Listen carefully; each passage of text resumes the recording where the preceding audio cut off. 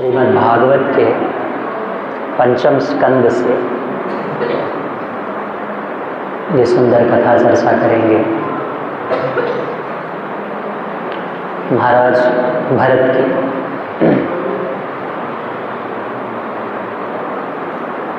तो ऋषभदेव के पुत्र महाराज भरत हुए और इस धरती को पूर्व में अजनाब वर्ष कहा जाता है और भरत महाराज के राज्य के पश्चात इसे भारतवर्ष कहा जाने लगा। ठीक है, तो बहुत विशेष महत्व है, बहुत उत्तम सीख है इस कथा में। बहुत कुछ हम अपने जीवन में सीख सकते हैं, लागू कर सकते हैं। तो भरत महाराज, तो ये पूरा भारतवर्ष, पहले ये पूरे पृथ्वी को भारतवर्ष कहा जाता है। ठीक है, ये केवल ये एक क्षेत्र इस समय जो हम मैप में देख रहे हैं, भारत केवल इतना ही नहीं था, इस पूरे पृथ्वी को भारतवर्ष कहा जाता है। तो भरत महाराज पूरे भारतवर्ष के पूरे राज्य के राजा थे और बहुत ही महान राजा थे, उत्तम भक्त थे भगवान के, और अलग अलग प्रकार के यज्ञ इत्यादि वो किया करते। तो यज्ञ करना बहुत आवश्यक होता है। यज्ञ क्या होता है? यज्ञ यानी आप उसमें भगवान की प्रसन्नता के लिए, ठीक है, या कुछ प्राप्त करने के लिए, कुछ इच्छा करने के लिए आप कुछ बलिदान देते हो, कुछ आहुति देते हो। उसी प्रकार से पूर्व में अलग अलग प्रकार की इच्छाओं के लिए अलग अलग प्रकार के यज्ञ। तो यज्ञ व्यक्ति भगवान से कुछ प्राप्त करना चाहता है या देवताओं के द्वारा कुछ प्राप्त करना चाहता है तो यज्ञ करता है। उसी प्रकार से कलयुग में सर्वश्रेष्ठ यज्ञ, आप लोग अभी कितने लोग इसमें से यज्ञ करते हैं बताइए? कितने लोग यज्ञ करते हैं? आप सब लोग यज्ञ करते हो। कौन सा यज्ञ करते हो? संकीर्तन यज्ञ। ठीक है, तो संकीर्तन यज्ञ, ये जो हरे कृष्ण महामंत्र हम जप कर रहे हैं, ये जो हरे कृष्ण महामंत्र का संकीर्तन कर रहे हैं, ये कलयुग में सर्वश्रेष्ठ यज्ञ है।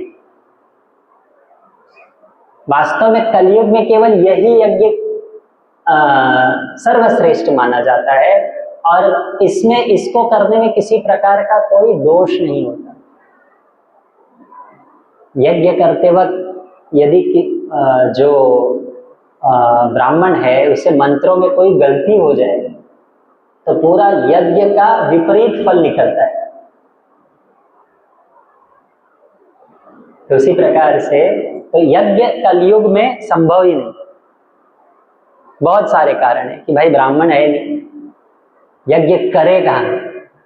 आपका चौथे माला पे घर है, यज्ञ करोगे तो फिर, जैसे एक जगह यज्ञ करने गए तो थोड़ा सा धुआं आवाज उठा तो फायर अलार्म चलने लगा पूरे बिल्डिंग। ठीक है, तो यज्ञ कैसे करोगे? और दूसरी, यज्ञ करने के लिए घी चाहिए, पुजारी भी मिल जाएगा सस्ते में, घी कहाँ से मिले? और शुद्ध घी तो भाई संभव ही नहीं। ठीक है, तो इसी प्रकार से यज्ञ जो है इस कलयुग में, त्रेता युग में ये बहुत प्रधान था। त्रेता युग में भगवान से जुड़ने का जो मार्ग था वो यज्ञ के द्वारा। द्वापर युग में विग्रहों की पूजा थी, लेकिन कलयुग में क्या है? संकीर्तन यज्ञ। तो महाराज भरत अलग अलग प्रकार का यज्ञ उस समय किया करते थे और बहुत सुंदर रूप से उन्होंने अपने राज्य को संभाला। कितने वर्ष उन्होंने अपनी सेवा की राजा होने का? 1 करोड़ वर्ष। इतनी भी आयु होती है, ठीक है। तो अब हमारी आयु छोटी सी है, उसमें भी हमें लगता है कि हम अलग अलग अपने सपने बनाते हैं, अलग अलग प्रकार की चीजें सोचते हैं, हम ऐसा करेंगे, हम ऐसा करेंगे।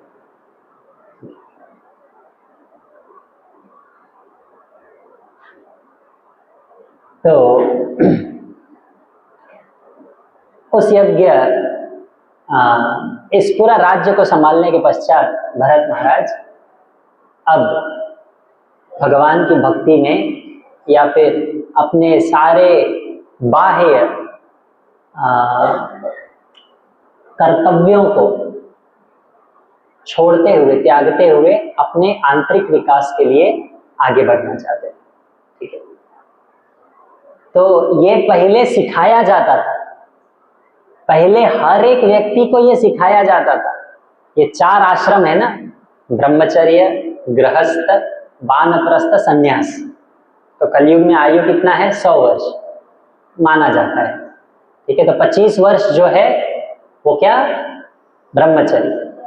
ब्रह्मचर्य यानी ये नहीं कि केवल ब्रह्मचारी ही एक ब्रह्मचर्य का पालन करता है। हर एक व्यक्ति को प्रारंभ का 25 वर्ष ब्रह्मचर्य का पालन करना होता है और उसी समय उसकी मानसिकता विकसित होती है। ये कितना महत्वपूर्ण है। ये जो बालक होते हैं, जो माता पिता ये जो बच्चे को संस्कार देते हैं, कई सारे वैज्ञानिकों का या फिर आप अलग अलग प्रकार के जो रिसर्च है उसके द्वारा ये पाया गया है कि प्रारंभ का जो ये 6 से 10 वर्ष होता है, 6 से नहीं, प्रारंभ के 10 वर्ष, उस समय उस बालक की मानसिकता जो बनी, जो संस्कार उसका बना, वो उसके साथ जीवन भर रहने वाला, वही उसका वायरिंग हो जाता है। पूर्व के उसके कुछ संस्कार होते हैं, वो बात की बात है, लेकिन एक माता पिता होने के कारण कितना जिम्मेदारी, हम पूरी ताकत क्या लगाते हैं, हाँ बच्चे को कौन सा कपड़ा पहना है, बच्चे को कौन सा खिलौना दे, बच्चे को कहाँ भेजे, ये करे वो करे, कौन सा मोबाइल दे दे, कौन सा कार्टून दिखाए, हमारी पूरी ताकत इसमें लगी रहती है कि हम बच्चे को ऐसा क्या दे जो बच्चे को लगे कि मैं बाकी बच्चों से श्रेष्ठ हूँ, मेरा बच्चा बाकी बच्चों से श्रेष्ठ है, ऐसा मुझे अनुभव होए। हम लोग इसी में अपनी पूरी ताकत चला देते हैं, लेकिन उस बच्चे की मानसिक विकास का क्या, सांस्कृतिक विकास का क्या, संस्कार का क्या? आप उसको लाखों करोड़ों कितना भी धन दे दो, उसके भाग्य में उतना ही रहेगा जितना लिखा हुआ है। आप इतिहास पढ़ लो, बड़े बड़े लोग आए, अपने पुत्र को धन दिए, पिता करोड़पति था, पुत्र रोड़पति हो गया। ज्यादा समय नहीं लगता, ज्यादा समय नहीं लगता। धन संचित करने में लाखों हजार मतलब सैकड़ों वर्ष लग जाते, उसको नाश करने को कुछ समय बहुत है। इसलिए अपने पुत्रों के लिए, अपने बच्चों के लिए वास्तव में कुछ करना चाहते हो तो एक उत्तम संस्कार दो, एक उत्तम आदत दो कि मेरा बच्चा क्या सोच रहा है, वो जीवन में क्या प्रतिक्रिया करता है, मुसीबत में क्या प्रतिक्रिया करता है, खुश होता है तो कैसे व्यक्त करता है, दुखी होता है तो क्या करना चाहिए, कैसा व्यवहार करना चाहिए। कैसे हम सब सिखाते हैं कि जीवन में सुखी होने के लिए क्या क्या उपलब्धियां चाहिए। बच्चों को यह सिखाओ कि जीवन में जब दुख आए, परेशानी आए, अड़चन आए तो उसे कैसे कृतज्ञता पूर्वक हंसते हंसते झेल कर बिना किसी विचलित मन से आगे बढ़ना चाहिए। हमें ये सिखाना चाहिए, क्योंकि हम जीवन भर खड़े नहीं रहने वाले उसके साथ, हम जीवन भर खड़े नहीं रहने वाले। हमें लगता है कि हम जीवन भर खड़े रहेंगे, कुछ भी होगा तो हम, वो जो है अपना जीवन हर एक को खुद ही जीना पड़ता है, हर एक को खुद ही जीना पड़ता है। यहाँ बहुत सुंदर इसमें भी आता है उदाहरण, इसी लीला में। तो ब्रह्मचर्य, गृहस्थ आश्रम, तो गृहस्थ ब्रह्मचर्य वो गुरु के अधीन रहता है, अलग अलग प्रकार की शिक्षाएं सीखता है। तो पहले राजा महाराजा बड़े बड़े लोग अपने पुत्र को गुरुकुल भेजा करते थे पढ़ाई के लिए। 5 वर्ष 7 वर्ष होने के पश्चात वो गुरुकुल भेजते, लगभग 15-20 वर्ष वो गुरु के आश्रम में रहते।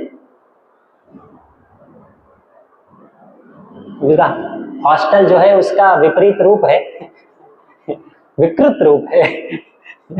जहाँ पे गुरु के आश्रम में जाने के बाद बच्चा सुधरता था, हॉस्टल में जाने के बाद बिगड़ जाता है। लेकिन पूर्व में गुरु के अधीन होता था, कैसे आज्ञाकारी बनना है, ठीक है, राजा का पुत्र, लेकिन कैसे बिना किसी राजशाही सुविधाओं के साथ या जो भी सुविधा है उसके बिना वो कैसे जीवन में आज्ञा पालन करते हुए साधारण जीवन जिए, इसका ट्रेनिंग दिया जाता था। भिक्षा मांगना सिखाया जाता था, गुरु के लिए भिक्षा मांग कर लाओ। कैसे बाकी सभी जो अन्य लोग हैं, अलग अलग लोगों के पुत्र हैं, कोई राजा का पुत्र है, कोई साधारण व्यक्ति का पुत्र है, कैसे एक ये सुदामा और कृष्ण एक साथ थे कि नहीं? तो एक राजा के पुत्र और दूसरे साधारण ब्राह्मण, लेकिन एक दूसरे के साथ मित्रता कैसे रखना है, व्यवहार कैसा रखना है, ये सब कहाँ है आजकल? ये सब नहीं है, ट्रेनिंग ही खत्म हो गया। तो गृहस्थ आश्रम में तो ये ब्रह्मचर्य के बाद गृहस्थ आश्रम में व्यक्ति अपने पुत्र को गुरुकुल भेजा करते थे, अलग अलग प्रकार के यज्ञ करते थे। तो गृहस्थ आश्रम, आश्रम का अर्थ क्या है? ब्रह्मचर्य आश्रम, गृहस्थ आश्रम, ठीक है। तो गृहस्थ को आश्रम क्यों कहा गया है? हाँ, गृहस्थ आश्रम तब बनता है जब घर में भगवान केंद्र हो, ठीक है। आश्रम में क्या होता है? भगवान केंद्र होते, भगवान की सेवा की जाती है, गुरु केंद्र होते, गुरु की सेवा की जाती है, उस स्थान को आश्रम कहा जाता है। निजी स्वार्थ या लाभ के पीछे नहीं भागते, ठीक है। आश्रम यानी क्या? जहाँ पे सब लोग एकत्रित होकर भगवान की सेवा करें, ठीक है, ऐसे उसी को आश्रम कहा जाता है। तो गृहस्थ आश्रम, घर को आश्रम कब कहोगे? जब सब लोग एकत्रित होके क्या करोगे? फ्राइडे को पिक्चर देखोगे, नया पिक्चर कौन सा देखोगे? सब लोग एकत्रित होके वर्ल्ड कप देखोगे, मैच देखोगे। बात की बात है। लेकिन आश्रम कब कहलाएगा? जब सब लोग एक साथ, घर में सभी लोग एक साथ होके भगवान की सेवा करें, भगवान की सुंदर कीर्तन करोगे, आरती करोगे, भोग लगाओगे। प्रत्येक घर में भगवान का मंदिर होना चाहिए। अब हम लोग एक नया टीम बनाएंगे जो कि हर एक घर में कैसे सुंदर मंदिर को स्थापित किया जाए हम सिखाएंगे, चाहे कैसा भी इस समय आपकी परिस्थिति, लेकिन हर घर में मंदिर होना चाहिए। और कैसे होनी चाहिए, कैसे भगवान का भोग लगना चाहिए वो सीखो। कम से कम भगवान का भोग कुछ नहीं है तो फल चढ़ा, उस स्थान को पवित्र रखो, वो सुकृति धीरे धीरे प्राप्त करना प्रारंभ करो। हर घर में मंदिर होना चाहिए। तो तैयार है कि नहीं? होना चाहिए कि नहीं होना चाहिए? आमच्या घरी कसं होणार प्रभूजी? कुठे ठेवू? कोई पवित्र स्थान ही नहीं है, कहाँ रखो? जगह, घर में कोई तो एक स्थान है, वैसे पूरा घर पवित्र होना चाहिए, पूरा घर भगवान का होना चाहिए। हम उस घर में भगवान के सेवक के रूप में होने चाहिए। होना चाहिए कि नहीं होना चाहिए? किसकी कृपा से हमें घर प्राप्त हुआ, किसकी कृपा से परिवार प्राप्त हुआ, किसकी कृपा से हम भक्ति कर रहे हैं, किसकी कृपा से जी रहे हैं, उनको ही घर में जगह नहीं। आमच्याकडे नाही, कुठे? मंदिरात. तुम्ही तिथे, आम्ही इथे. तुम्हाला भेटण्यासाठी मी येणार, घरी येऊ नका. भगवद्गीता त्याचा काय करणार? त्याला मस्त लाल कपडा बांधून टाकला आहे कपाटात, अजिबात उघडला नाही, आज तक खोला नहीं गलती से. ये हाल है हमारा. तो गृहस्थ एक आश्रम, अगर उसे आश्रम जैसे जियोगे तो देखो ये कुछ मायने नहीं रखता. कोई भगवा कपड़ा में है, कोई गृहस्थ आश्रम में, वानप्रस्थ संन्यास, ये आश्रम और भगवान की भक्ति से कुछ लेना देना नहीं. आप कितना भगवान के प्रति समर्पित हो वो मायने रखता है. बहुत सुंदर उदाहरण आता है अम्बरीश महाराज और दुर्वासा मुनि. दुर्वासा मुनि सन्यासी है, महान ब्राह्मण है, वेदों के ज्ञाता है, और इधर अम्बरीश महाराज एक गृहस्थ है. लेकिन जब भक्ति के स्तर पे तुलना की जाए तो अम्बरीश महाराज बहुत श्रेष्ठ है. उनको रक्षण करने के लिए साक्षात भगवान के सुदर्शन प्रकट हुए. तो सोचो कितना महत्वपूर्ण है. तो हम आप लोग इस समय एक आश्रम में हो, उसे साधारण मत समझो. ये मनुष्य जन्म कितना दुर्लभ है. हर बार यही हमें समझना है, यही सीखना है, यही सोचने का, समझने का प्रयास करना चाहिए. हमको लगता है कि अभी बहुत टाइम है. कि मनुष्य जन्म दुर्लभ है. बहुत योनियों के पश्चात प्राप्त हुआ है. इतने जन्म में हमने आनंद किया, एक जन्म थोड़ा सा भगवान के लिए दे दो. और अगर आप ये जन्म भगवान के लिए दोगे तो भी आप एक भौतिक विचारधारा के व्यक्ति से या सांसारिक या इंद्रिय भोग के विचारधारा के व्यक्ति से 100 गुना अधिक आनंद का अनुभव करोगे. मुझे स्मरण है 2006 में जब अपना फर्स्ट ईयर MBBS कर रहा था, तो मैं अपनी माता को लेकर अलग अलग मंदिरों में जा रहा था एक समय. और उसी कारण से मुझे दादर स्टेशन से मैं गुजर रहा था. ठीक है, तो दिसंबर का महीना था और अंतर्राष्ट्रीय कृष्ण भावनामृत संघ दिसंबर के महीने में पूरे विश्व में भगवद गीता का वितरण करते. तो श्रील प्रभुपाद जी की भगवद गीता का ये जो पुस्तक है, लगभग इस समय 60 से 70 करोड़ से अधिक पुस्तक हमने विश्व में ये किया है, वितरण किया है, सभी भाषाओं में. तो मैं जब दादर स्टेशन से जा रहा था तब देखा थी कि कुछ विदेशी लोग, ठीक है, एकदम गोरे, ऐसा भगवा कपड़ा पहने हुए, मेरे जैसा हेयर स्टाइल, तो देख के सब लोगों को बोल रहे भगवद गीता खरीदिए, भगवद गीता खरीदिए, भगवद गीता खरीदिए. पहली बार मैंने बोला ये कौन है. तो मैं थोड़ा आगे गया, दूर खड़ा हुआ स्टेशन पे, तो हजारों लोग खड़े होते, मैं भी दूर खड़े होकर उनको देखने लगे. मतलब सही बात बता रहा हूँ, मुझे पहले दया आई कि बेचारा खाने पीने को नहीं होगा, इनको जबरदस्ती पकड़ के बेचारे लोगों ने किडनैप किया होगा और इनसे भगवद गीता बेचने को लगा रहे, बंटवाने को लगा रहे. हृदय में मेरी करुणा आई बेचारे कितने दुख में जी रहे हैं। ठीक,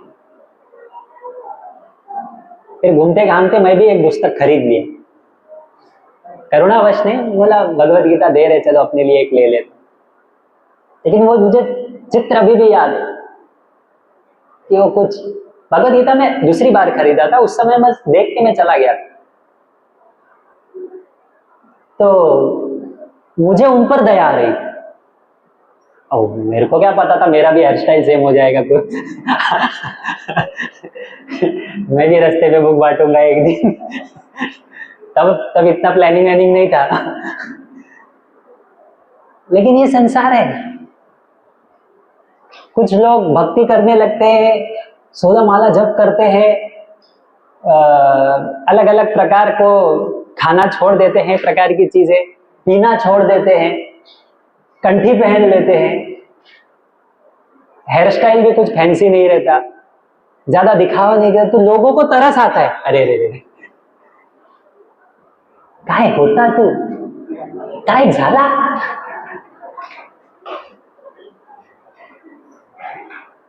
उनको भक्तों को देख के तरस आता है, क्या मस्त जीवन था, पी रहे थे, खा रहे थे, झूम रहे थे, क्या हो गया। और भक्तों को उनको देख के तरस आता है।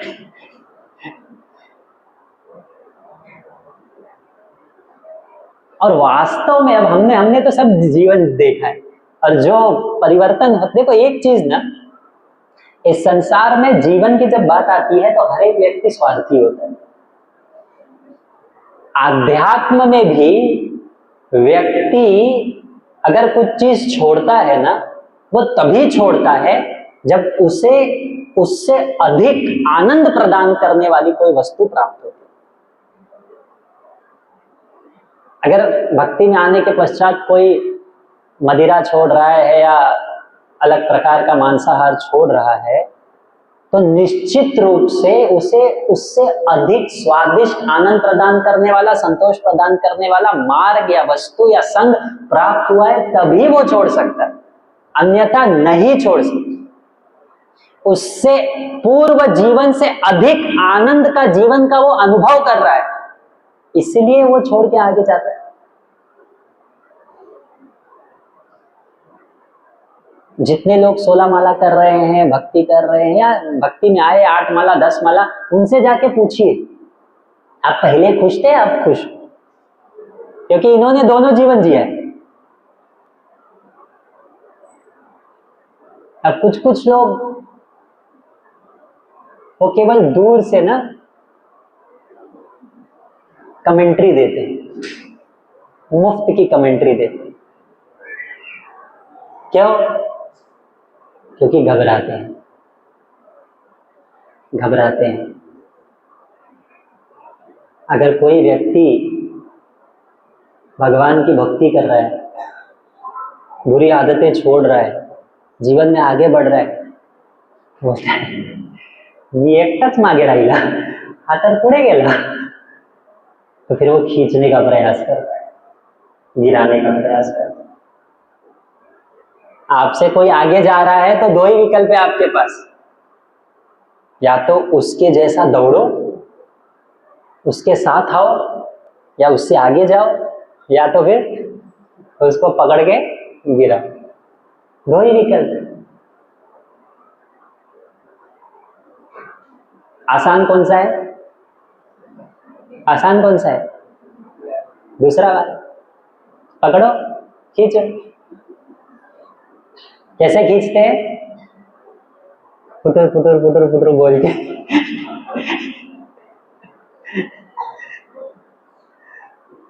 और दूसरी बात क्या है पता है क्या? हर एक को भक्ति करने की इच्छा होती है, खास करके भारत में बहुत कम 10% निकाल दो जो थोड़ा नास्तिक होंगे, या फिर हर एक को इच्छा होती है, हर एक को इच्छा होती है मैं भी भगवान की भक्ति करूं, उत्तम मार्ग पे चलूं, लेकिन एक अपने पूर्व आदतों से परेशान है, पूर्व भोग से आसक्त हैं, और दूसरा हर एक व्यक्ति अपना एक आइडेंटिटी बना के रखता है समाज में। हर एक व्यक्ति का एक आइडेंटिटी, मैं ये हूं। अगर मैं बदल गया तो लोग क्या कहेंगे, समाज क्या कहे। अरे कुछ नहीं सोचता तुम्हारे बारे में कोई।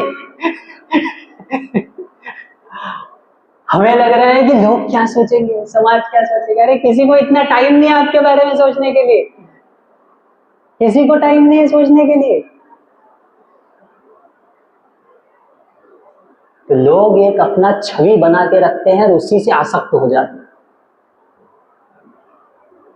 तो ये इसलिए जीवन में आगे नहीं बढ़ पाते या फिर भक्ति नहीं कर पाते। खैर, गृहस्थ आश्रम के बारे में चर्चा कर रहा था। उसके पश्चात ये ट्रेनिंग था।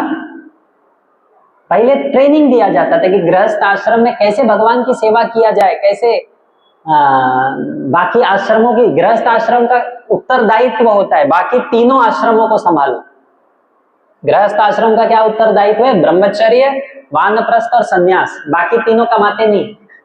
एक ही आश्रम है जहां पे इंद्रिय भोग का कंसेशन दिया गया। कंसेशन, इंद्रिय भोग, आप इंद्रियों के स्तर पे भोग कर सकते हो, लेकिन उसके लिए आप क्या करिए? यज्ञ कीजिए, ठीक है? या फिर बाकी आश्रमों को आप संभालिए, ये उत्तरदायित्व होता है। उसके पश्चात आता है वानप्रस्थ आश्रम कि पति पत्नी जो होते हैं अपने जो राज्य है, अपना जो पूरा जिम्मेदारी है, वो पुत्रों को सौंप के वे दोनों तीर्थ यात्राओं पे जाते हैं। अलग अलग प्रकार की तीर्थ यात्रा पे जाते दोनों साथ में। 20-25 वर्ष ऐसा करते, 50 से 75। उसके पश्चात 75 से 100 तक जो माता है उनको वापस घर में अपने पुत्र के साथ छोड़कर जो पुरुष है वह संन्यास लेता है। ये पहले 4 आश्रम था। अभी ब्रह्मचर्य का तो आता पता नहीं, वानप्रस्थ संन्यास का पता नहीं। तो और रही बात गृहस्थ का, गृहस्थ आश्रम थोड़ी रह गया, गृहस्थ आश्रम नहीं रह गया। तो ये पहले तो मूल क्या है कि आज ये आश्रम को बहुत स्ट्रिक्टली फॉलो करना संभव नहीं है, लेकिन उद्देश्य क्या है सभी आश्रमों का? ब्रह्मचर्य आश्रम में व्यक्ति रह के गुरु की सेवा करता है, भगवान की सेवा करता है। गृहस्थ आश्रम में भगवान की सेवा करता है। वानप्रस्थ आश्रम में भगवान की सेवा करता है। संन्यास आश्रम में भगवान की सेवा करता है, उनको प्राप्त करने का प्रयास करता है। तो आश्रम मायने नहीं रखता, उद्देश्य क्या है वो मायने रखता है कि हम कहीं पर भी रहे, कुछ भी आश्रम में रहे। इसलिए श्रील प्रभुपाद जी कहते हैं अभी अलग अलग वनों में घूमने की आवश्यकता नहीं, आप मंदिर जाओ। मंदिर भी धाम गए। पूर्व में आपको अलग अलग आश्रम में जाना पड़ता था, अलग अलग धाम में जाना पड़ता था। अभी आप क्या करो? आप मंदिर जा सकते हो, मंदिर एक धाम है। लेकिन हम मंदिर भी नहीं जाते। हर एक व्यक्ति को महीने में एक बार तो कम से कम मंदिर आना चाहिए। कितने लोग आते हैं महीने में एक बार मंदिर? मैंने सेवा भी लगाता हूं फिर भी नहीं पहुंच पाते। एक बार कम से कम हम सभी को मंदिर में जाने का प्रयास करना चाहिए। तो उसके बाद खैर हम आश्रमों के ऊपर चर्चा कर रहे थे। तो भरत महाराज अपने सारी जिम्मेदारियों को छोड़कर उत्तर की दिशा में गए। पुनः आश्रम में हरिद्वार में उन्होंने जाके निवास किया, ठीक है? सब सोचो, पूरे संसार के राजा हैं, पूरे संसार का धन है। अभी एक MP MLA बनने के लिए लोग इतना झगड़ा करते हैं, गुंडागर्दी करते हैं, मारपीट करते हैं। पूरे संसार के राजा है और सब कुछ छोड़ दिए। क्यों? क्योंकि उन्हें भक्ति करना है। संसार को कौन संभालेगा? पहले भी भगवान संभालते थे, आगे भी भगवान संभाल। आपका जितना दिन समय है, जितना एक सक्रिय समय है, उस समय आप सेवा करो जिम्मेदारी के साथ। इसके पश्चात आगे वाली पीढ़ी को सौंप कर, ये पहले सिखाया जाता था कि एक राजा को जो प्राप्त हुआ है वो आगे वाली पीढ़ी को सौंप के वो तपस्या करने जाए। तो फिर भरत महाराज गए पुलह आश्रम। यहाँ पे बहुत महत्वपूर्ण लीला है। तो सोचो, उन्होंने इतना बड़ा साम्राज्य छोड़ दिया, इतना बड़ा धन छोड़ दिया, सारा रिश्ता छोड़ दिया, पुत्रों को छोड़ दिया, पत्नियों को छोड़ दिया, सभी को त्याग कर वो क्या कर रहे हैं, आश्रम में गए हैं, एक वन में वो बैठकर भगवान का ध्यान कर रहे हैं, नाम जप कर रहे हैं। ठीक है, कोई अब धन नहीं है उनके पास, पत्ता, फूल, पुष्प, अलग अलग प्रकार का जड़ एकत्रित करके वो भगवान की सेवा करने का प्रयास करें। जितना आवश्यक है उतना ही वो भोजन स्वीकार कर रहे हैं। ये भी बहुत महत्वपूर्ण है। लोग आज इतना मतलब जीने के लिए खा रहे, खाने के लिए जी रहे हैं, लोगों को यही समझता नहीं। कई बार एक बार सुबह सुबह 7 बजे निकला, 6:30 बजे वो कुछ तो वड़ा पाव का ठेला था, भीड़ लगा था। मतलब सुबह 6:30 बजे।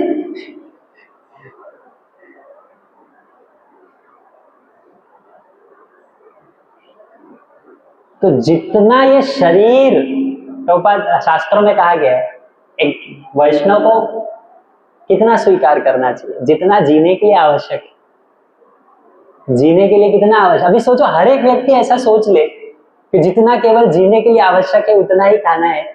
कोई गरीब रहेगा क्या? कोई भिखारी रहेगा क्या? किसी को भोजन का कमी होगा क्या संसार में? नहीं। एक स्थान है कि लोगों को 10 रुपया 20 रुपया नहीं है एक वक्त का रोटी, एक वक्त का भोजन खरीदने के लिए। ऐसे लाखों लोग पड़े, और ऐसे भी लाखों लोग पड़े हैं जो कि एक समय का भोजन 500 रुपया 1000 रुपया का प्राप्त होता है, और उसमें कितना सारा जो भोजन है वो वेस्ट कर दिया जाता है, फेंक दिया जाता है।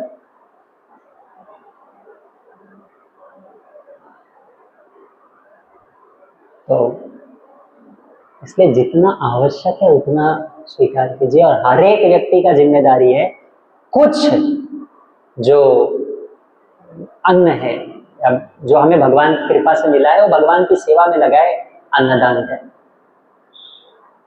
ठीक है, बहुत महत्वपूर्ण है। विशेष रूप से जब प्रसाद दान करते हो, दान क्या करें, प्रसाद का जब वितरण करते हो, भगवान की कृपा है उसे केवल वितरण कर सकते, तब लोगों को शारीरिक रूप से संतुष्टि भी प्राप्त होती है और आत्मा के स्तर पे भी उनका प्रगति होता है। इसलिए प्रसाद वितरण करना है बहुत महत्वपूर्ण। इसलिए अंतर्राष्ट्रीय कृष्ण भावनामृत संघ इस्कॉन प्रतिदिन लाखों पूरे विश्व में प्रतिदिन लाखों लोगों को प्रसाद वितरण किया जाता है।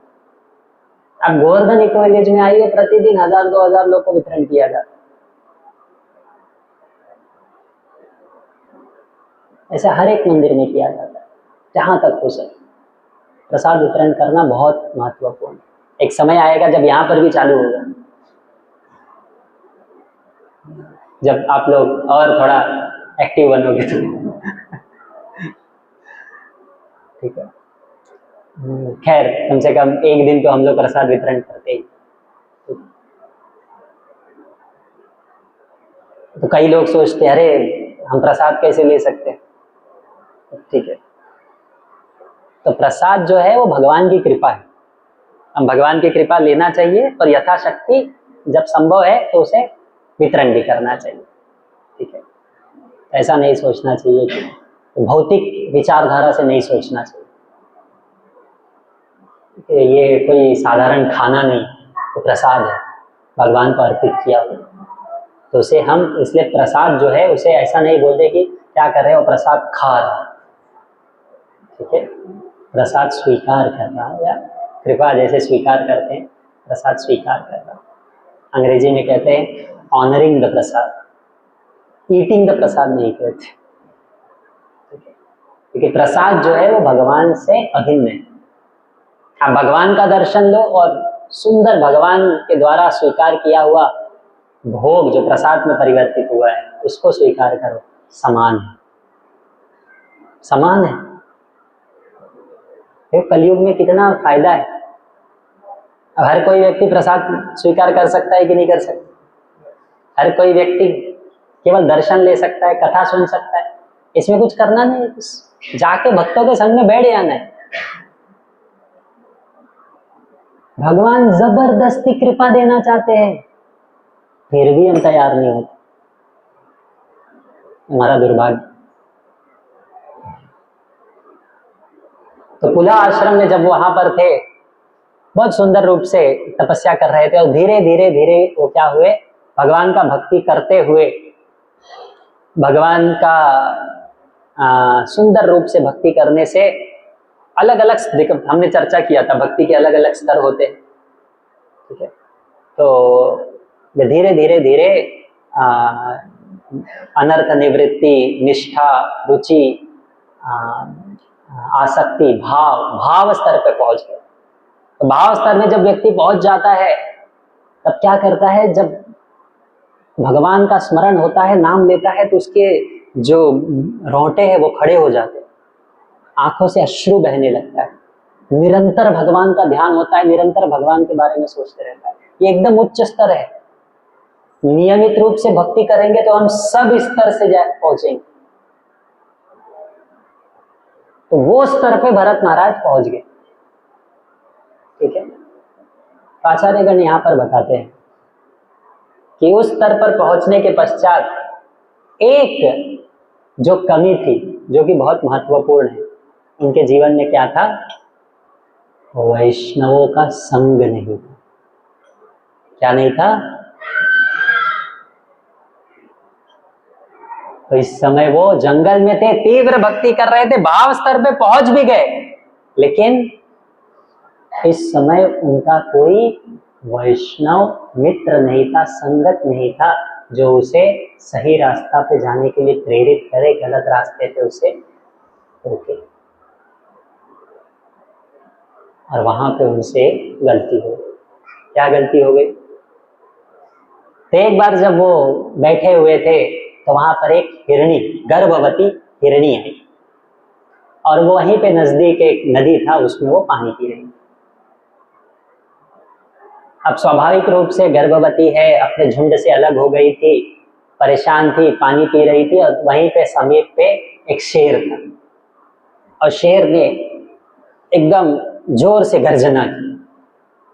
और जब शेर ने गर्जना किया, वो पहले से भयभीत थी, गर्भवती भी थी, विचलित हो गई, दौड़ के कूद कर पानी में गई और पानी में छलांग लगाई। और जैसे उसने पानी में छलांग लगाया, उसका जो बच्चा है वो गिर गया, ठीक है, वहीं पर बच्चा गिर गया, और वो पानी में छलांग लगा के पार करके उस तरफ गई। बहुत दुखी थी, पीड़ित थी, झुंड से अलग हो गई थी, भयभीत थी, और एक गुफा में जाके उसके प्राण छूट गए, ठीक है, उसके प्राण छूट गए। अब ये सब भरत महाराज देख रहे हैं। अब क्या है, वहां पर एक हिरण का बच्चा, हिरणी का बच्चा। अब उसका कोई देखभाल करने वाला नहीं, कोई माई बाप नहीं। अब पूरी जिम्मेदारी किसके ऊपर है? उस हिरण की, उस भरत महाराज के ऊपर। अब ये सोच रहे हैं, ठीक है। अब देखो, अब यहाँ पे सब, हर कोई आश्रम इसमें सीख सकता है। हर एक व्यक्ति जीवन में अपने अलग अलग की, देखो ये सब जो लीला भागवत में आती है ना, ये सूक्ष्म चीजों को सिखाने के लिए, कि कैसे भक्ति हमें, हमारा उद्धार कर सकती है, और कहाँ हम गलती कर सकते हैं, कहाँ पे हमें सावधानी रखना है।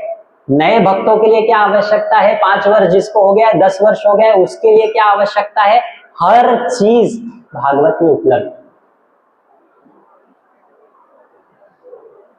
तो भागवत में सुंदर लीला है। तो अभी उनके सामने एक हिरणी का बच्चा है, अब क्या करें, देखभाल करने वाला कोई नहीं। तो वो सोच रहे हैं कि अब इसकी पूरी जिम्मेदारी मुझ पर है, क्योंकि अगर मैं इसका देखभाल नहीं करूंगा तो क्या करें। और भले ही मैं आध्यात्मिक क्रियाओं को कर रहा हूं, आध्यात्मिक साधनाओं को कर रहा हूं, लेकिन इसको संभालने की जिम्मेदारी अब किसकी है? मेरी है।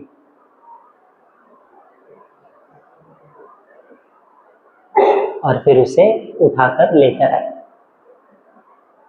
अब छोटा सा हिरणी का बच्चा, बच्चे होते हैं, छोटे बच्चे बहुत ही प्यारे लगते हैं, ठीक है। अब जब वो साधना करने, अब दिन भर उसको अपने साथ रखते थे, वो सोचते थे अगर ये हिरणी का बच्चा चला गया, ये छोटा सा बच्चा चला गया, इसको कोई खा लेगा तो कुछ हो जाएगा। तो जब ध्यान कर रहे हैं तो उसको पकड़ के बैठे हैं, साथ में बिठाए। जब वन में जा रहे हैं फल लाने के लिए, फूल लाने के लिए, साथ में लेके जा, कंधे पे बैठ रहे हैं। जब यज्ञ कर रहे हैं बच्चा गोल गोल घूम रहा है। जब वो ध्यान कर रहे हैं, जब अपनी क्रियाओं साधना को कर रहे हैं, बच्चा आसपास घूम रहा है, उनको जाके मार रहा है अलग अलग प्रकार से। तो ध्यान कर रहे हैं, लेकिन फिर बीच बीच में एक आंख खोल कर मेरा बच्चा किधर, और फिर ध्यान में लग जाते थे, फिर सोचते थे कहाँ है।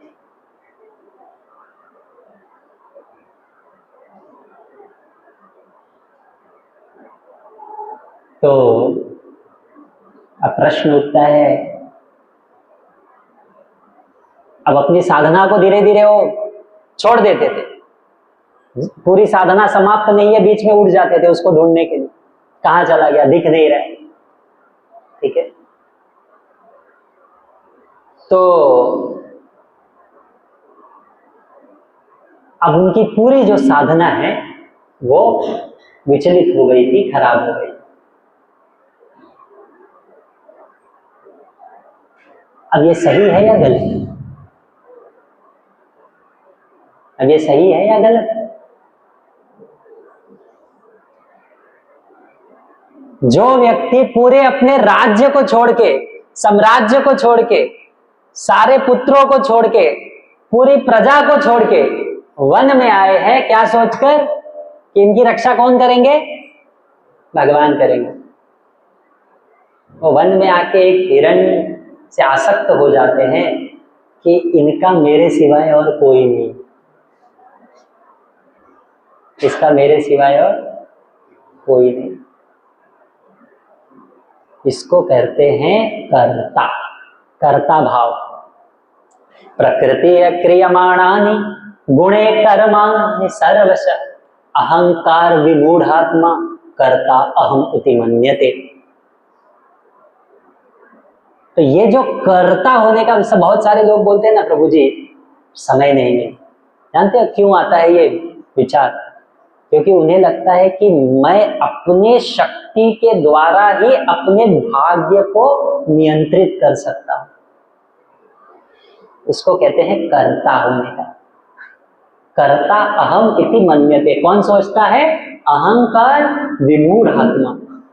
अहंकार के वश में मूर्ख आत्मा क्या सोचता है? कर्ता अहम। कर्ता कौन है? अहम इति मन्यते, ये सोचता है।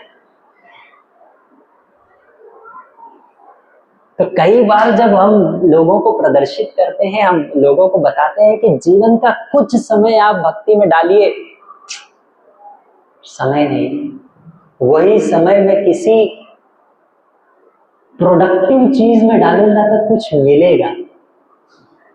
इसी समय को मैं अगर ऐसे जगह पर डालूंगा जहां पे प्रत्यक्ष रूप से मुझे कुछ मिलेगा। ठीक है, विक्रमगढ़ में व्यापारी बहुत है, वैसे हर एक व्यक्ति व्यापारी है।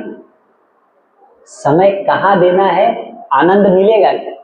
इसको समय देने से मुझे कुछ मिलेगा क्या? जैसे बहुत सारे लोग पॉलिटिकल पार्टी में जय जय जय फ्री में नहीं जाते, कुछ मिलेगा क्या?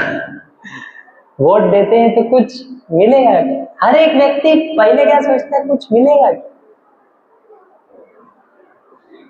हर एक व्यक्ति सोचता है।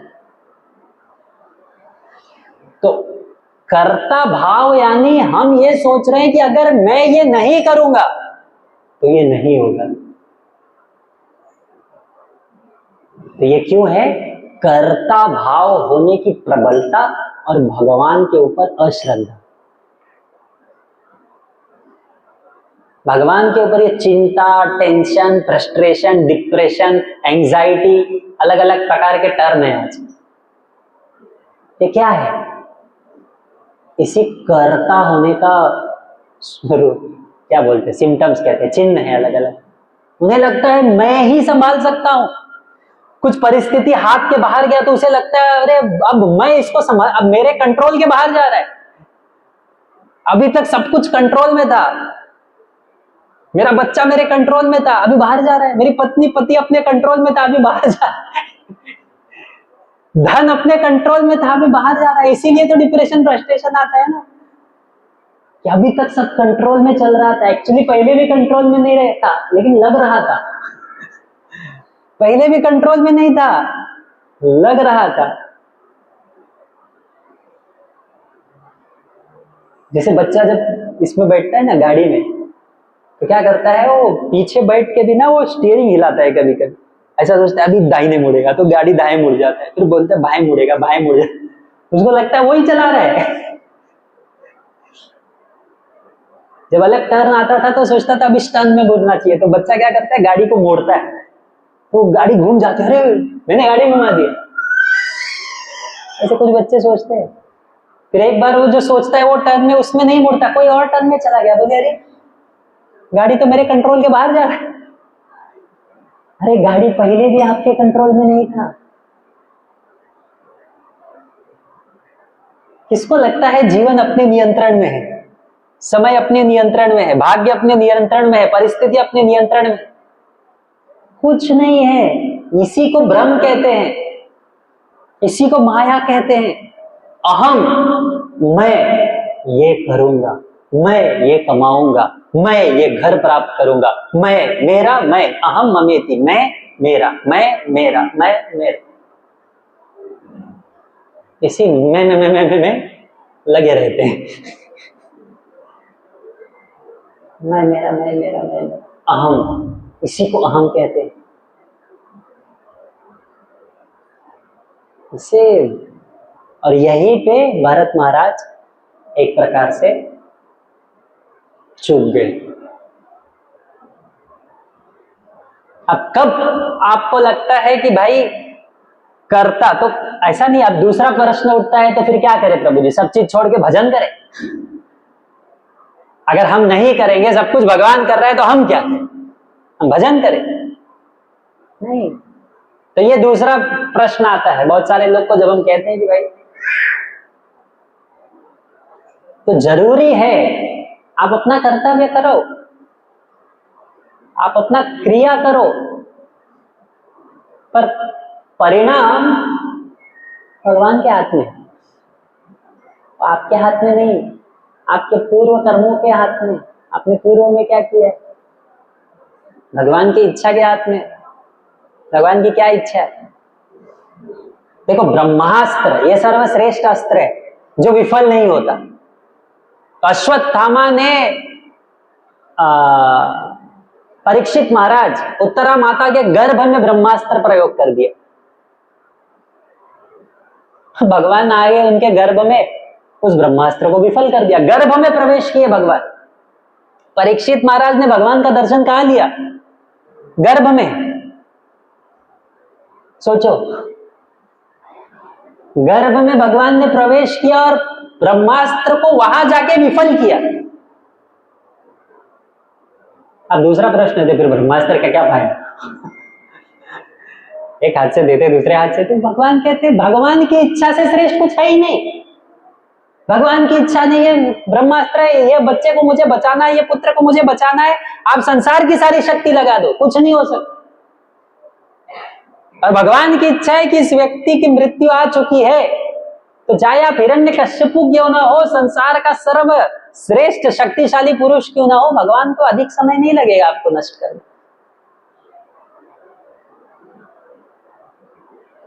तो अध्यात्म में जुड़ने का अर्थ ये नहीं है कि आप अपने कर्तव्यों को छोड़ दो, आप अपने जिम्मेदारियों को छोड़ दो, लेकिन जिनके कारण आप अपने कार्य कर रहे हो, क्रिया कर रहे हो, जिनके कारण आपको श्वास मिला है, जीवन मिला है, और अपने आत्मा के प्रगति के लिए थोड़ा समय निकाल के भगवान को समर्पित करो, थोड़ा समय निकाल के। अगर उस समय भी हमको लगता है कि नहीं, हम इंद्रिय भोग करेंगे या फिर इंद्रिय के स्तर पे जो प्रत्यक्ष रूप में दिखाई देता है वो कार्य करेंगे, तो फिर क्या है, भगवान क्या करते हैं, क्या कहते हैं ऐसे लोग को, अहंकार विमूढ़। विमूढ़, मूढ़ मतलब मूढ़ा, मूढ़ा मतलब क्या होता है, मूर्ख। भगवान क्या कहते हैं कि अगर आपके पास अपने दिन का 10% टाइम नहीं है या 5% टाइम नहीं है कि आप भगवान के प्रति समर्पित कर सको, और भगवान के प्रति क्या, अपने उद्धार के प्रति समर्पित कर सको, तो फिर हम क्या है, क्या है, जोर से बोलो।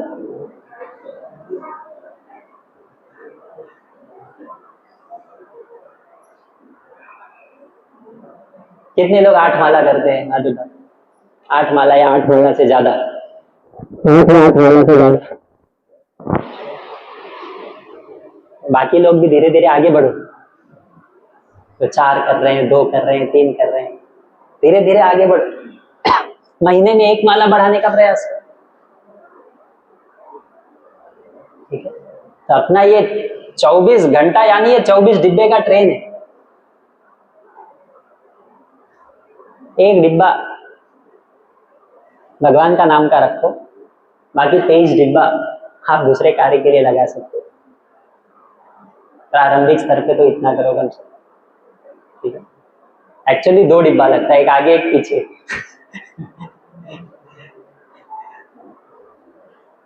ठीक है। तो भरत महाराज अब क्या सोच रहे हैं, दिन रात उसी, और जो भक्त होते हैं वो भी ऐसा ही करते हैं ना। अभी ये तो कुछ है कि भाई समय नहीं मिलता, कर्ता होने की भावना, और कुछ कुछ लोग अब सब कुछ छोड़ दिए, ठीक है। कुछ हमारे भक्त है सब कुछ छोड़ दिए, दारू पीना, सिगरेट पीना, नशा करना, अलग अलग प्रकार के कार्य, लहसुन कांदा चाय, सब कुछ छोड़ दिए, लेकिन उनके जीवन में भी हिरण है। जपा करते करते ऐसा आंख खोल के देखते कि नहीं देखते, जब हरे कृष्ण टिंग, हरे कृष्ण टिंग, देखते कि नहीं देखते।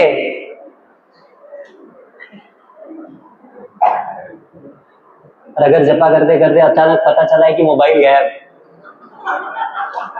2 घंटा पूरा जपा के साथ क्या होता है, मोबाइल ढूंढते रहते। तो भरत महाराज को लग रहा था कहीं शेर तो नहीं खा गया, कोई सियार तो नहीं खा गया, कोई कुत्ता तो नहीं खा गया। हमें क्या लगता है, अरे कोई चोर तो नहीं ले गया, कहीं गिर तो नहीं गया, कहीं छूट तो नहीं गया।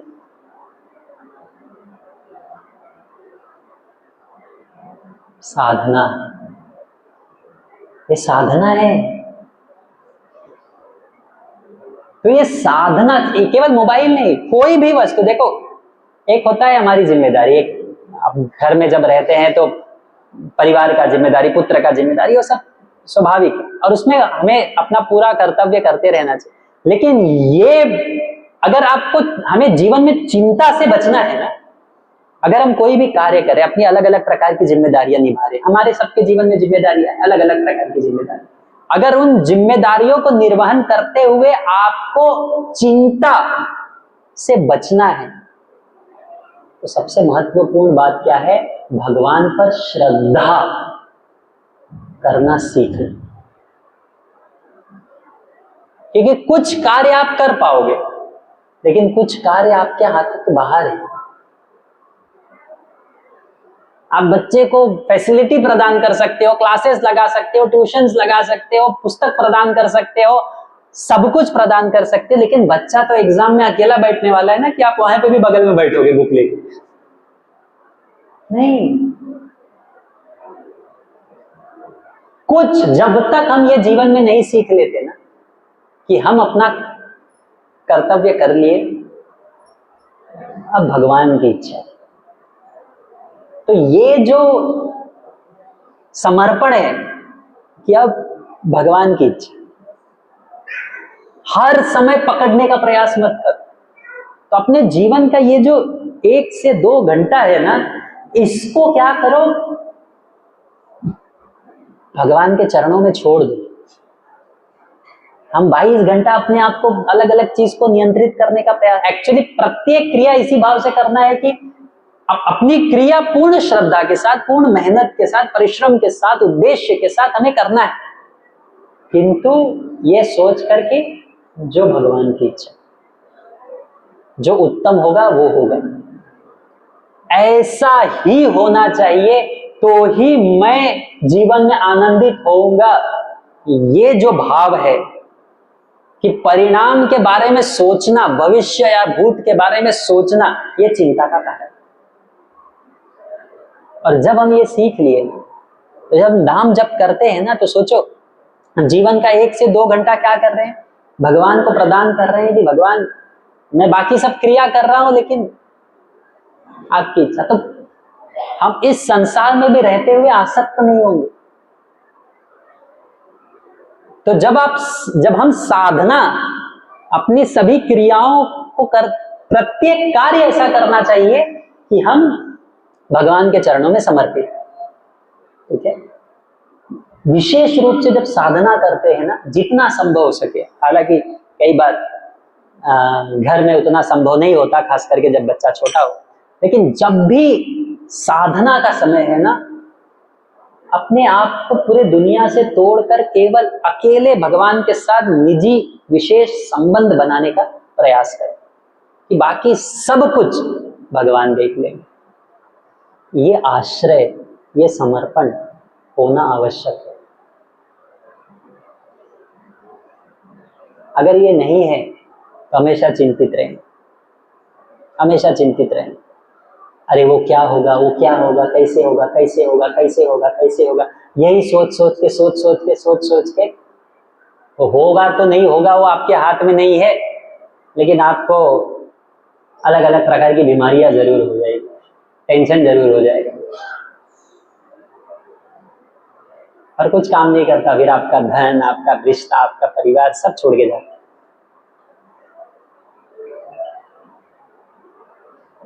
जब तक आप सशक्त हो, धन है, शक्ति है, तो बहुत सारे लोग आपका साथ रहेंगे, लेकिन जब सब कुछ छूट जाता है तो रिश्ते भी छूट जाते हैं।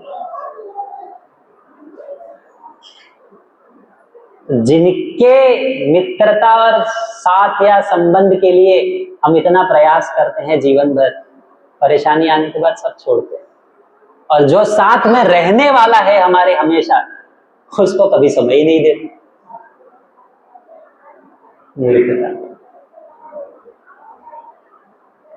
तो भक्तों के जीवन में भी बहुत अनिवार्य है, बहुत सारा चीज त्याग करके आते हैं भक्ति में, और भगवान के आश्रय में आते हैं, लेकिन वो कर्ता होने का भाव, हमें भगवत गीता क्या सिखाता है, पूरा भगवत गीता का सार क्या है, ठीक है। पूरा भगवत गीता अंत में भगवान क्या कहते हैं, सर्व धर्मान परित्याज्य माम एकम शरणं व्रज, शरणागति। अरे युद्ध का परिणाम क्या होगा, ये मरेंगे, वो मरेंगे, इतना पाप होगा, इतना ये होगा, भगवान मेरे शरण में आओ, बाकी मैं सब देख लूंगा। अहम त्वाम सर्व पापेभ्यो, आपको सारे पापों से मुक्त करना मेरी जिम्मेदारी। आपको क्या करना है, जो मैं बोलूं वो करो। सिंपल है ना, लाइफ कितना सिंपल है। भगवान की भक्ति करो, सेवा करो, और जितना हाथ पैर हिला सको जीवन में अपना कर्तव्य के लिए उतना करो। कुछ कुछ लोग सामाजिक कार्य में बहुत लगे हुए रहते हैं, पुस्तक वितरण करो, भोजन वितरण करो, पानी वितरण करो, बहुत अच्छी बात, लेकिन वास्तव में वर्षा कौन देता है, मिट्टी कौन दिया है, नदी कहाँ है, समुद्र कहाँ, कौन बनाया? भगवान बना के रखे हैं, हम केवल उसी को बांट रहे हैं। तो कभी कभी बांटते बांटते हमें अहंकार हो जाता है, मैंने इतने लोगों को मदद किया। अरे भगवान से लेकर किया, कम से कम कृतज्ञ बनो, और जिनको दे रहे हो उनको कृतज्ञता सिखाओ। नहीं तो वो व्यक्ति लेगा है। हमें अपना पूरा प्रयास तो करना चाहिए, वैसे हम बहुत सामाजिक कार्य करते हैं, लेकिन ये जान कर, ये केंद्र में रखते हुए कि सब कुछ भगवान की इच्छा है, भगवान की कृपा है, इसीलिए हम बांट पा रहे हैं। ये भाव अगर है तब तो हमारे अंदर अहंकार नहीं आएगा कि मैं दे रहा हूं, मैं बांट रहा हूं। एक पैकेट ब्रेड देते हैं लोग तो उसको वीडियो बना के लोग अपलोड कर देते, एक पैकेट बिस्कुट देते। मैं एक खैर एक स्त्री आई गोवर्धन कॉलेज में, बहुत अहंकार से बोल रही थी, मैं रोज एक पैकेट बिस्किट दान देती हूँ, इसको रास्तों के कुत्तों को। अरे बहुत अच्छी बात है, तो अच्छी बात है।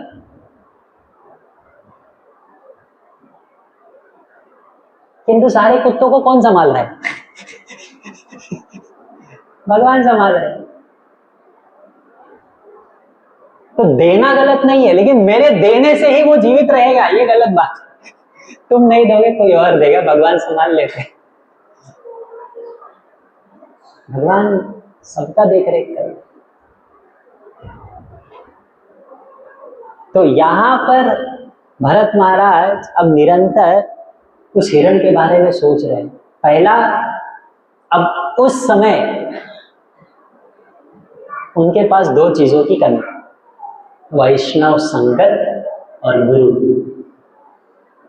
ठीक है, तो भक्ति में ये बहुत आवश्यक है कि गुरु होना चाहिए, शरण में जाना चाहिए। क्या सही है क्या गलत है उसको समझना बहुत आवश्यक है कि आपके जीवन में इस समय क्या सही और क्या गलत, ये आपको शास्त्र बताता है, लेकिन शास्त्र से उठाकर आपके जीवन में क्या सही है ये गुरु बताता है। हम नकल नहीं कर सकते। किसी को कोई क्रिया करने के लिए विवश किया जाता है, किसी को ना करने के लिए विवश किया जाता है। ध्रुव महाराज जब उनके पुत्र उत्तम का मृत्यु हुआ, एक यक्ष ने किया, तो ध्रुव महाराज गए, सारे यक्ष लोक को विनाश करने के लिए तैयार हो गए, और सारे यक्षों से अकेले युद्ध कर रहे हैं, और सारे यक्षों को विनाश करने वाले थे। तब तक वहां पर स्वयंभू मुनि आए और कहे कि भाई आप ऐसा मत करो, इनको एक व्यक्ति का दंड सबको नहीं देना सबको देना उचित नहीं। तो यहाँ पे ध्रुव महाराज को रोकना आवश्यक था, गाइडेंस में। और अर्जुन यहाँ पर बोल रहे मैं युद्ध नहीं करूंगा, इतने लोग मरेंगे, वहां पे अर्जुन का युद्ध करना आवश्यक। अभी शास्त्र पढ़ोगे, मारना अपराध है, हत्या करना अपराध है, कब है कब नहीं है, किसको करना है किसको नहीं करना है, ये आपके जीवन में, हमारे जीवन में कौन बताएगा? गुरु बताएगा। इसलिए वैष्णव संगत। अब ये दूसरा है कि हर छोटी छोटी चीज गुरु को नहीं पूछ सकते, हर छोटी छोटी चीज नहीं पूछ सकते, इसलिए वैष्णव संगत होता है। जैसे कॉलेज होता है, कॉलेज में प्रोफेसर होते हैं और सीनियर्स होते हैं, तो बहुत सारी चीजें आप अपने सीनियर से सीखते हो, मित्रों से सीखते हो, और कुछ डाउट जो है वो टीचर से सीखते हो। हालांकि सब कुछ टीचर सिखाता है, इसीलिए वैष्णव संगत और वैष्णव गुरु दोनों आवश्यक है। वैष्णव संगत बहुत आवश्यक है। गुरु को मित्र जैसा व्यवहार नहीं करना चाहिए, उनके पद का, उनके स्थान का एक गरिमा होता है, एक आदर होता है, एक सत्कार होता है। उस पे कभी कॉम्प्रोमाइज नहीं करना चाहिए। गुरु का सम्मान बहुत आवश्यक है, ठीक है। मित्र जैसे उनके साथ आप साधारण व्यवहार नहीं कर सकते। छोटी छोटी चीजें और बाकी सब चीजें आपको वैष्णव आपके जीवन में सहयोग करते हैं। आपके सीनियर जो 1 साल 2 साल 6 महीना 2 साल आगे हैं, वो आपको मदद करते हैं, ठीक है। लेकिन अगर ये दोनों नहीं है तो फिर वो सांप सीढ़ी होता है ना, सांप सीढ़ी खेला है आपने? सांप सीढ़ी खेला है कि नहीं? बड़े साधु है आप तो। सांप सीढ़ी में एक सांप कहाँ रहता है? लास्ट वाला सांप कहाँ रहता है? और कहाँ लाके छोड़ता है? कहाँ लाके छोड़ता है? सीधा। तो भरत महाराज के साथ वो हुआ, भाव स्तर पे पहुंच गए, प्रेम स्तर मतलब साक्षात सभी आसक्तियों को, सब कुछ को छोड़ के वो भाव स्तर पे पहुंच गए।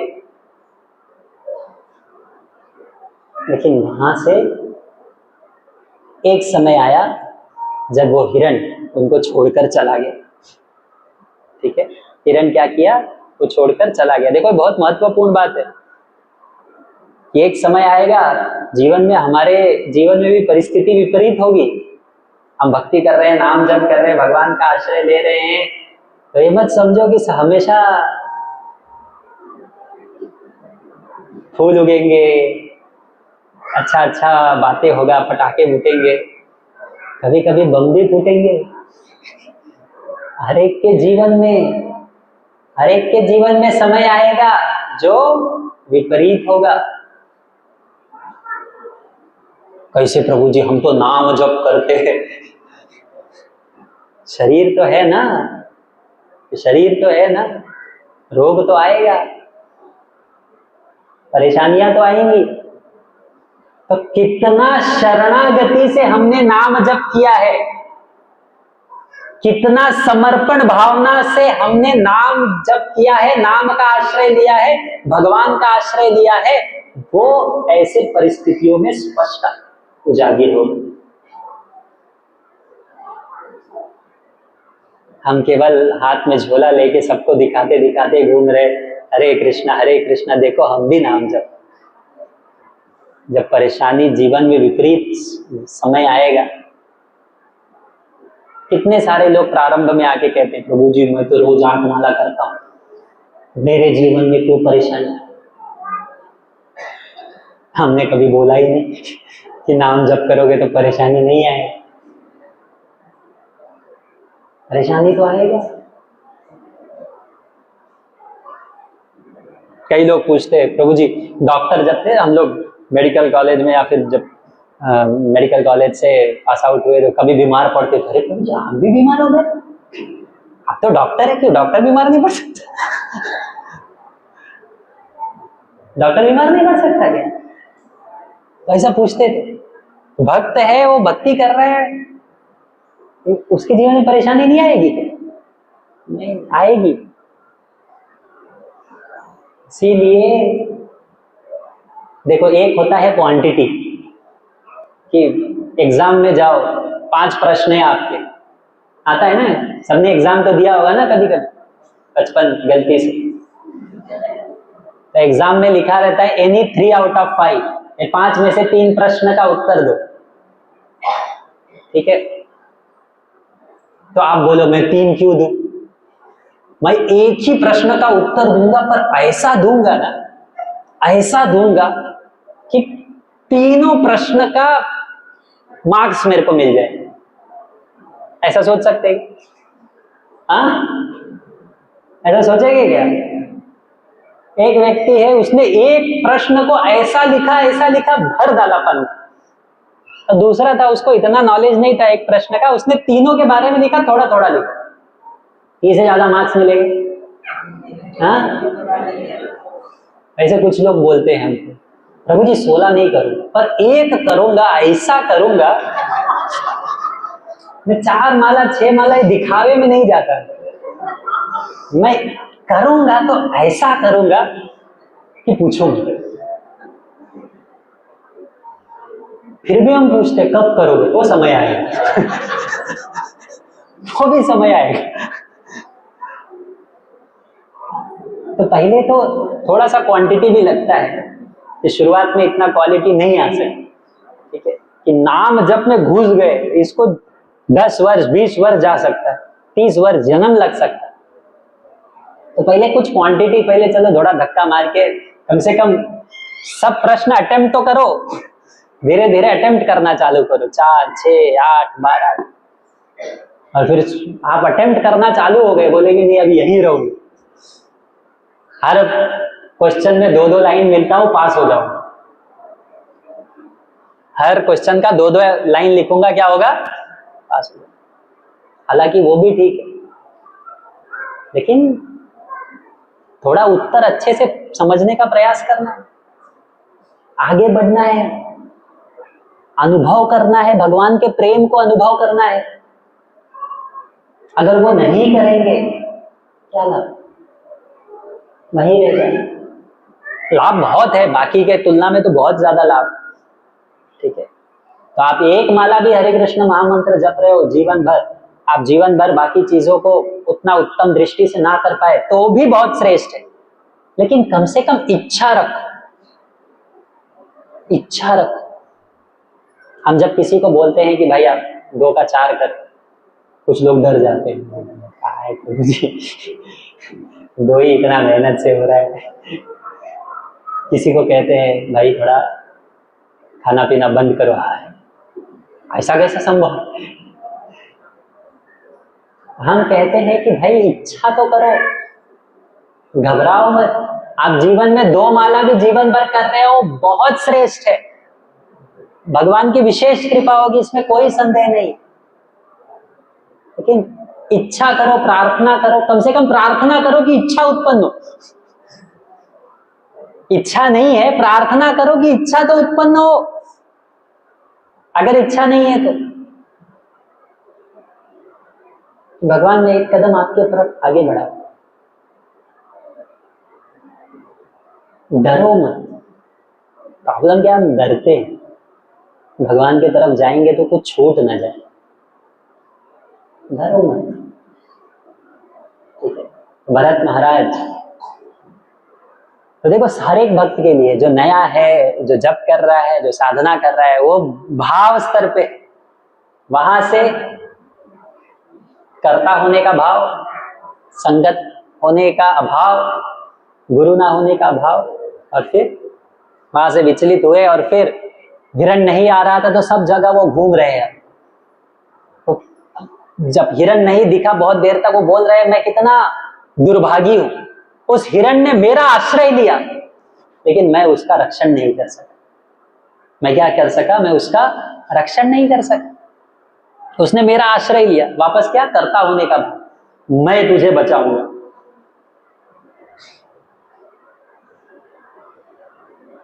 खैर, बहुत सारे लोग डायलॉग बोलते हैं कि चाहे दुनिया की इधर उधर हो जाए, मैं तुम्हारे सामने चट्टान के जैसा खड़ा रहूंगा। क्या खड़े रहोगे माइक्रोग्राम का कोरोना आके आपको गिरा देगा 1-2 महीना, चट्टान जैसे खड़े रहोगे, कुछ नहीं खड़े। कुछ ग्राम का कोरोना पूरे विश्व को गिरा दिया। शायद बोलते हैं कि 1 ग्राम 2, पता नहीं, बहुत इतने ग्राम का कोरोना ने पूरे विश्व को गिरा दिया।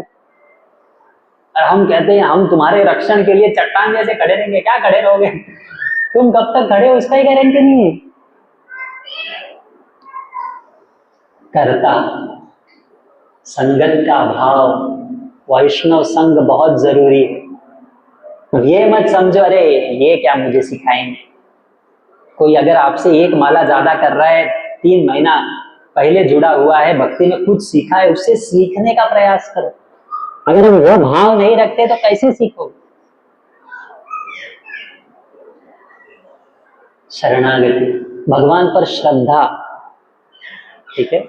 तो लोगों का सहायता, मदद या कर्तव्य करना गलत बात नहीं है, लेकिन अपने साधना को छोड़कर, साधना के वक्त आप जब अपने जिम्मेदारियों को सोच रहे हो, यानी आप सोच रहे हो कि इसका भगवान नहीं, मैं इसका नियंत्रक हूं, वो भगवान पे छोड़ो। जब आप भगवान का नाम जप कर रहे हो, साधना कर रहे हो, उस समय पूर्ण समर्पण भगवान के साथ, भगवान देखेंगे, ये भाव उत्पन्न कर। और एक समय वास्तव में सब कुछ को भगवान को देखना। कई सारे लोग जब शरीर छोड़ने रखते हैं ना, उन्हें ये चिंता नहीं है कि वो कहाँ जा रहे, क्या जा रहे, वो चिंता करते हैं अभी दुकान कौन संभालेगा, बच्चे को कौन संभालेगा, तो ये चिंता करते करते शरीर छोड़ते। बताओ,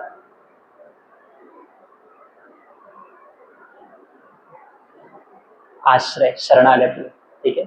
तो वो पृथ्वी को देख रहे हैं, पृथ्वी पे हिरण के छोटे छोटे पांव के निशान हैं, तो वो देखकर वो कह रहे हैं कि अरे पृथ्वी कितनी भाग्यशाली है कि उस पर ये हिरण के पांव के, देखो जिससे हम प्रेम करते हैं ना, फिर वो हमारे लिए सबसे अधिक प्रिय हो जाता है। अगर कोई व्यक्ति किसी से प्रेम करता है तो संसार में सर्वश्रेष्ठ सुंदर या सुंदरी वही रहता है उसके लिए, दूसरा कोई उसे दिखता ही नहीं। तो ये हिरण से प्रेम कर रहा है वो। अब ये देखो, वापस प्रेम करना बुरी बात नहीं है, लेकिन भगवान का प्रति प्रेम जो है वो सर्वोच्च होना चाहिए। कार्य करना गलत बात नहीं है, लेकिन ये समझना कि सब कुछ भगवान के अधीन है, ये महत्वपूर्ण। तो उसी प्रकार से यहाँ पर